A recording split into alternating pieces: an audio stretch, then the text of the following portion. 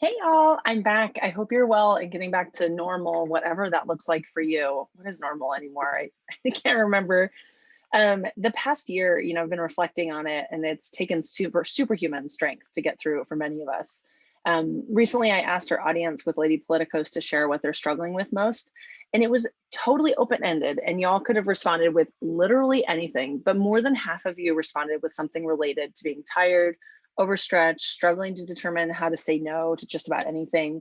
And as I was reading all of these responses, I, had started reflecting on this past year and how ridiculous it was, right? I think a lot of us are kind of thinking back through, how we made it through all of this.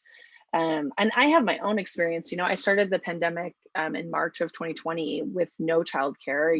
We had grandparents in town, which we're so lucky to have. But at first, we didn't think it was safe for them to come over or be nearby. So finally, 3 months in, I hit a crossroads, right? I was, working and with my then 2.5-year-old. And I hit this crossroads, like, do I quit working completely or do I take some risk around COVID and hire a nanny who is taking COVID seriously? We hired a nanny just so I could keep logging on every day. And I know that wasn't an option for a lot of parents. And so I recognize that's a huge privilege that I had. And I felt like I had to kind of keep leaning into doing the work that I'd started at the beginning of 2020. Especially around the election. So when I had my second son in December of last year, I found myself quickly logging back on to take calls with a tiny baby on my lap. I was bouncing him to sleep and breastfeeding while on video calls, right? And I was trying to find a way to awkwardly type with my hands. I'd like have his little head on my arm and be typing with my right hand, and it was wild. And they'd be bouncing into sleep. And for me, that was the right choice. I really needed something to keep my brain busy while I was in quarantine anyway. But I found myself, quickly coming back, after only a handful of weeks postpartum, found myself on calls with tons of men as normal, right? Spaces, at least that I work in, even in Democratic politics, a lot of men on the calls that I'm on, some women. Um, and there were some very smart women, of course, on these calls, including a lot of my clients who are women. And they, a lot of these men at least had, older kids or no kids at all. And I started to feel this real urge to kind of keep up with them. And meanwhile, I was, of course, juggling this tiny baby and like just trying to show up in one piece on a Zoom call every day, because I was just getting my act back together. And I talked to my counselor about it because for a couple of months there it was really hard. And she said, you need to feel empowered to just turn off your video. And I kind of like balked, like, oh, I can't do that, right? I have to show that I'm here and I'm on and there's no break, right? For me, I'm everyone, should know that I'm with it. And she said, well, you should just change your Zoom picture to that former Australian senator. And she was referring to Larissa Waters, I think is how you pronounce her first name, Larissa. And she breastfed her kid on the floor of Parliament, right? And had this like picture of her, like, I think taking a vote or making a speech with a baby. And I just cracked up. It was so funny because it was cathartic to hear the suggestion of a boundary. And it was such a fuck you to the situation I found myself in. And like I said, she was suggesting a boundary. It was an acknowledgement of, hey, I'm a professional woman with a young child. I'm on this call, but I'm showing up on my own terms that respect my boundaries. And this may mean that I'm off video from time to time, right? And as a woman working in politics, we work, so many of you too work in spaces, we all work in spaces that desperately need our voices, the change and perspective that we bring. And yet we operate in a culture that demands, the places demands on us that are set for and by men, right? And so they're not often encompassing or acknowledging of the trauma some communities are going through. They're not acknowledging of the struggle that working moms may be going through, right? At different levels. I recognize that my experience is very different than maybe another working mom, and many who had to quit jobs, right? And now I have wonderful, lovely clients who are progressive and thoughtful, and I'm really honored to be doing that work. So for me, some of the frustration and expectations I found myself having were things I put on myself, right? But still I was struggling to put up boundaries to handle my own expectations. And let's be clear, those expectations were set by the patriarchy that we work within, right? And so we are right to feel 100% pissed off that society tells us we need to keep up with men to be taken seriously and to not lose momentum as serious political operatives, activists, policy wonks, whatever you are. We shouldn't have to kind of keep up appearances and keep up as guys, or as men in the patriarchy are kind of saying that we should, showing up as we are is an act of, is radical, right? It's showing that, not only can we do this, we can do it just as well or better.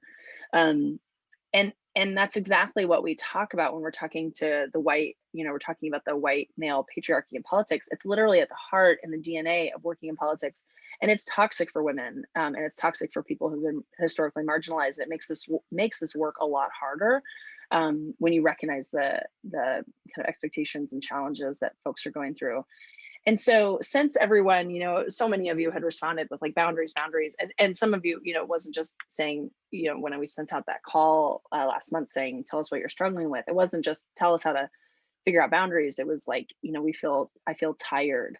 I don't know how to say no to things. I am struggling to figure out what to say yes to, right? As everything opens back up.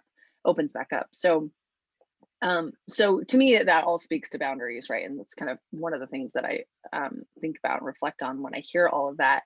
And so what are some ways we can do that? So first, let's acknowledge and appreciate that it's okay to just feel really tired right now. Even as things open back up, it may take a handful of weeks or months to start new routines and revisit old friendships. That's cool. I got this great advice recently that when you're tired or burnt out, to just ask yourself, what do I want to do, right? What do I want? And so little of our discourse is focused on like, what do you want? And the advice was just go do that thing that you say that you want. So just follow your gut for a while and see where it leads you. I asked this of myself last fall, and all I wanted to do was just sleep. I was just tired, and like I slept like for 10 hours 3 days, like for 3 days straight, and I just like woke up feeling the third day like so refreshed and just so calm and like taken care of. And it was just out of just asking myself, what do you want, instead of what should I do, where should I show up. So let yourself sit in front of the TV, let yourself go for a long walk, just sit or eat chocolate and drink wine at 3 p.m. Whatever that is for you, just do that thing. The second tip is remember that you are actively participating in the culture shift that you want to see just by showing up as yourself, just by showing up with all of your talents and recommendations, tactics and strategy. It's a disruption in politics in itself. Don't shy away from owning your space. So what does that mean, owning your space? So when you need a bio break, when you need to eat something, when you need to breastfeed a baby, right, on a Zoom call, or you're out in the world, here's some options to kind of try owning your space. So first of all, just say it, add to the chat or say in the meeting, quick bio break, be right back, or eating lunch, I'm listening, do it and come right back, right? Don't shy away from telling people what you need in a kind way, right? I see men do this all the time and they don't ask permission. And meanwhile, women, including myself, are glued to the Zoom screen, right? We're on it like, I'm not turning away. I don't need to eat. I don't need a bio break. It's doing that. I realize even for myself, I'm setting an unreal expectation of everyone on the call by doing that. And I'm setting a kind of a bad example by not giving myself that space. And I'm making life a lot harder for myself. It's not necessary to show up in a way that is superhuman, right? And you see a lot of men they're not holding themselves into that standard. It's a standard that we're working to kind of, I think, as I feel as a woman, trying to overcompensate for being one of the few women on the call. And it's unrealistic. And like I said, it makes life a lot harder and a lot less sustainable. Another option, if you're in a meeting, a Zoom call, don't turn off your camera. Just eat your lunch. Keep your mouth closed or be polite or, whatever. Use a napkin if you have one, but just, I just keep my video on and I have a baby with me sometimes. And like, hey, it's a message like, I'm human, here's what I'm doing, and I'm fully paying attention to you. And I can multitask, right? I can like have a baby with me and fully participate in a conversation. And sometimes there's a little bit of distraction, but like, people, meanwhile, people are like tweeting and reading news stories and whatever. Well, I just happen to have a baby. So I'm not going to apologize for that. Being one of or the only women in a male dominated space, remember every day it's progress. So I want to encourage you to just show up and take up the space that you need. And like I said, it's necessary work. It can be radical work. Another tip here is to look for allies. Figure out who you can build friendships with, build connections with, work offline to build each other up, right? Text to find out when you can call them and connect, share information with one another, right? Build those types of friendships where you can lift each other up by sharing information and lift each other up on phone calls. A couple more tips here and then I'll wrap up. For The next tip is just asking for help, right? That's healthy. Ask for help from your partner, your kids, if you have kids that are old enough. Ask for help from your employer, coworkers, staff. Tell them what's going on with you and ask for a hand, right? Don't try to hide the whatever it is that you're working through to kind of show up in a real and productive way every day. Um, Now, even as we reopen, it's not a time to be shy for asking what you need. And that's how you can keep showing up, right? Is asking for the support that you need and then following through to make sure that you get the support that you need. Determine how you recharge. So not everyone recharges with the same batteries, but we all need to kind of keep them going. So sometimes this means a quick walk after lunch, cooking good meals, going to bed early, watching a lot of Netflix, whatever it is, try to identify that short activity or long activity that makes you feel good and incorporate it every week. To be honest, I struggle with this all the time. I don't have a set thing that helps me recharge. I think I have some things that help, I know that help me recharge. And every, month to month, it's like, what can I do that will recharge me and how can I fit it in? And so I think a lot of times I hear this type of advice and I think it sounds like a set it and kind of forget it. Like you're going to set it. I'm going to take a walk every day at lunch and then I'm going to just do it every day for a year. And I found that is just really, again, unrealistic. I have meetings during lunch, right? I don't always even get a lunch. In fact, like I very rarely take lunch. That's not a place where I recharge, right? I find that for me, like a little like spa morning on a Saturday morning, like really recharges me, like having an hour of just time to myself. And so I look for ways to fit that in, right? Especially if I'm starting to feel a little burnt out, or like, oh yeah, Saturday I should do that. And then I do it, right?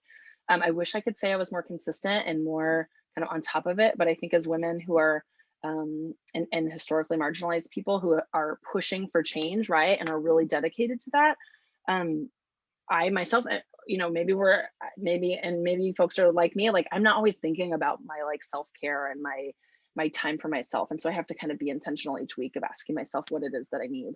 And then that relates to the final tip, which is thinking about reworking your work schedule, right? The world and work has changed. And I'm so over this idea that we're all just going to come back in September and it's going to be just like it was in February 2020. No, things have changed. People have changed, right? We've all been through this whole ordeal.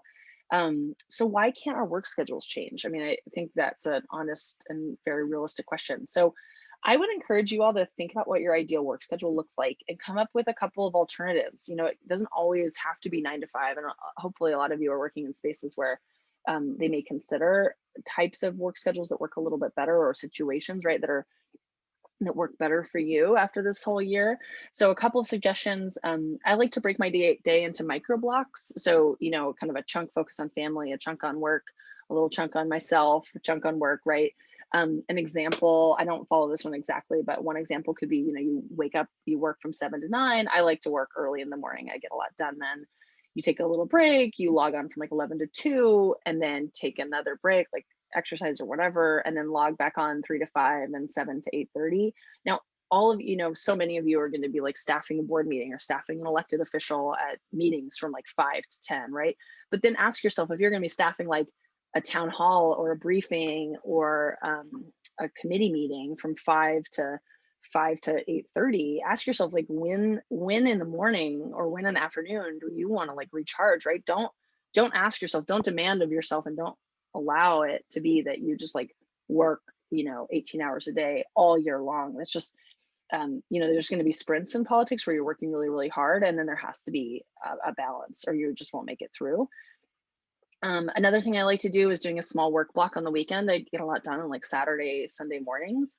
That some of you, that doesn't work for you at all, but I think it does help you kind of recharge. You can work early in the morning, later in the evening, give yourself an actual break in the middle of the day. So those are some of the tips that have helped me in the past few months, especially after I got that, really good advice around boundaries and the hilarious suggestion to try to change my Zoom picture to to Larissa Waters.